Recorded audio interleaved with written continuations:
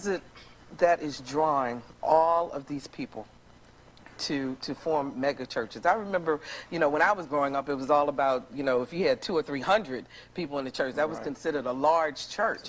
What's going on from your perspective that's bringing in so many people? I'll start with you, Dr. If we were to look at it in a relative way, I think people are longing, searching for something more than they can give themselves.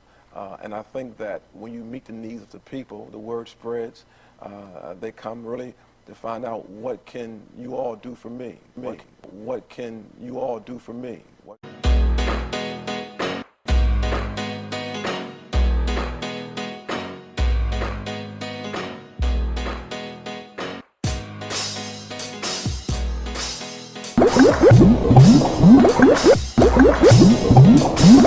can Christ do? What can the church do? Is the church relevant to my family and to my present and my future? Pastor Marriner said, I think people are looking for two things. I think it's practicality and the ability to apply what's being taught to everyday living. You're not above me.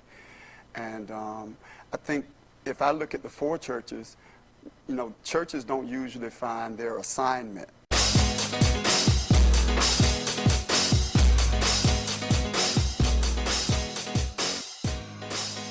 as a church. We all have the great commission, and we know what that is, to point people to Christ, but I think each of us has been blessed by God to find what is our particular assignment to the body of Christ, and it's like anything else. And it's like anything else.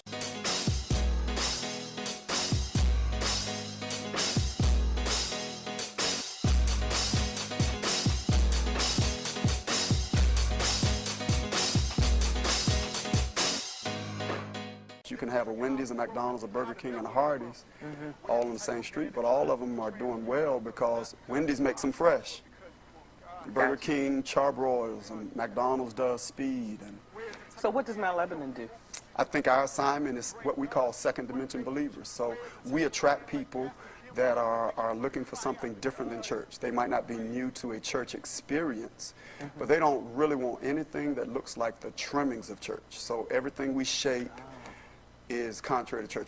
Everything we shape is contrary to church. Everything we shape is contrary to church. We don't do a formal offertory period because we know that's our target. We know that's our target.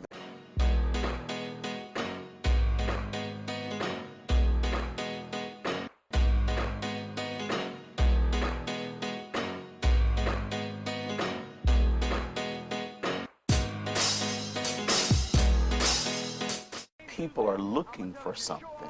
It's like Melvin said, they're searching for something, and they know that it's not what they maybe saw before, what they grew up in, and they become so caught up in finding what they're looking for that they're willing to shed some of their old paradigms about church and the pastor eating at your house and shaking your hand after church, all that, and they realize, man, getting something that applies to my kids is more important than some guy shaking my hand after church.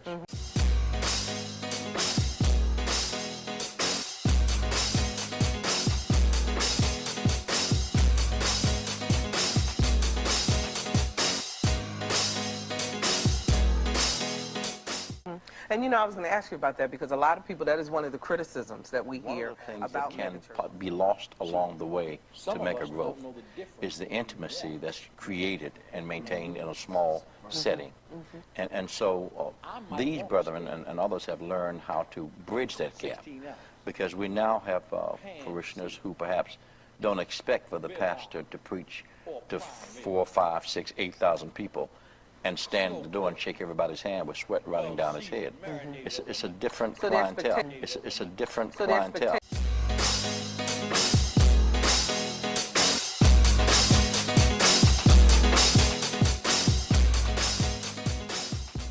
And get their attention. We have to hook them to get their attention, to let them know, even though it's an uncomfortable place to be, it is not where you want to be, you can overcome that and receive what you want. And receive what you want. So it's really connecting, again, the spirit with the mind of the individual. How can I get what I want? And watching screens.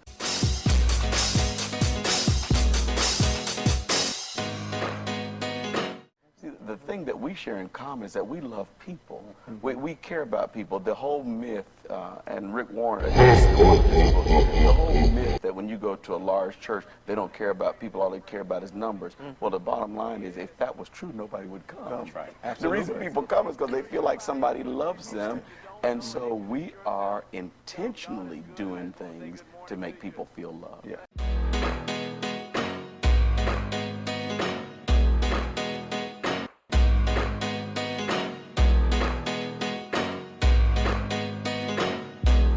After service, we have people assigned to shake I was hands gonna because say, it's important to us. Tell me some of the specifics that you do in each of your churches then to bring people or to make sure that they have that connection. We're real culture, we're culture sensitive. One of the things that I guess Bishop just said that made me think, we don't think that way though about any other organization.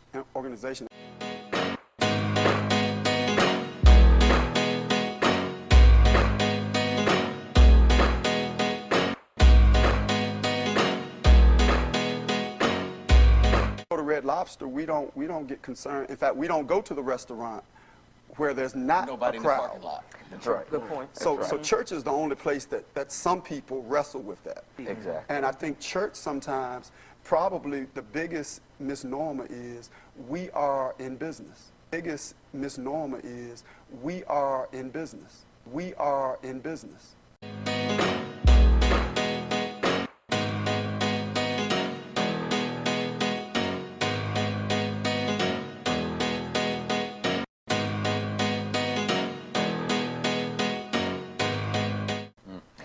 Well, that was going to be my But next we're in point. business to impact people's To lives impact spiritually. people. I mean, that doesn't mean we are literally, looking at it through that lens. But I think church won't look at it like those people that come through that door are coming for something that we offer or a tangible.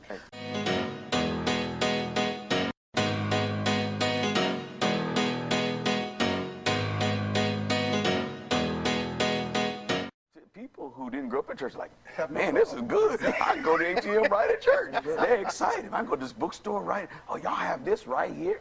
Man, y'all to get maybe y'all can get a restaurant. So I can just do everything at church because they don't have this limited paradigm of what church is. So do you try And to making draw, people feel as comfortable as they can. Some won't stay, some won't come, but those who will, it is our job to make sure they have what they need.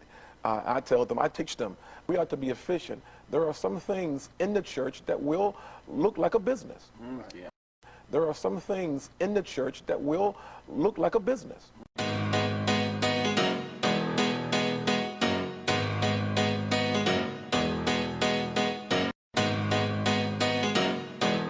And having a business principle isn't antichrist. It is very much Christ because it's organized to meet the needs of the people in the most efficient and effective way possible.